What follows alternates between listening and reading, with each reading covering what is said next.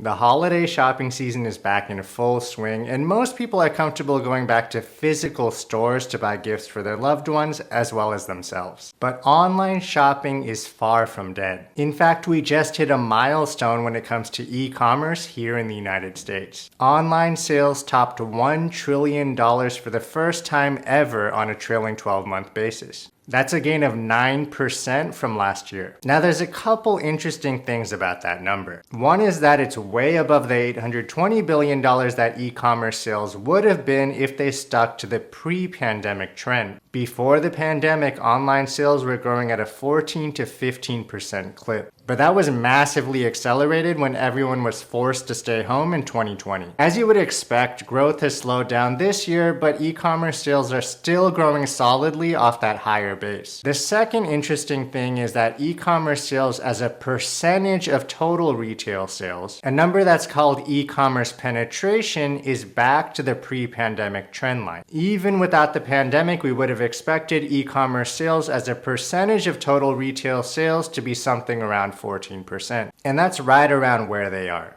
The reason that e-commerce penetration is back to the trend line while e-commerce sales are well above the trend line is because retail sales at physical stores have also surged to $6 trillion over the past 12 months. So what does this all mean? It means that e-commerce is continuing to grow and it's continuing to take share from physical stores at a gradual pace. But the pandemic didn't permanently accelerate the shift from physical commerce to e-commerce. You might remember back in July, Shopify laid off 10% of its workforce because the company had assumed that e-commerce penetration had permanently jumped ahead by 5 to 10 years. That assumption turned out to be wrong. You can see that e-commerce penetration is below the high point set in 2020 and it's going to take a few more years to get back to that level. That said, the long-term outlook for e-commerce is still bright. Today, e-commerce makes up 14.8% of total retail sales. Even if you strip out sales of things like cars, fuel, and restaurants, which people typically don't buy online, then e-commerce penetration is still only around 21%.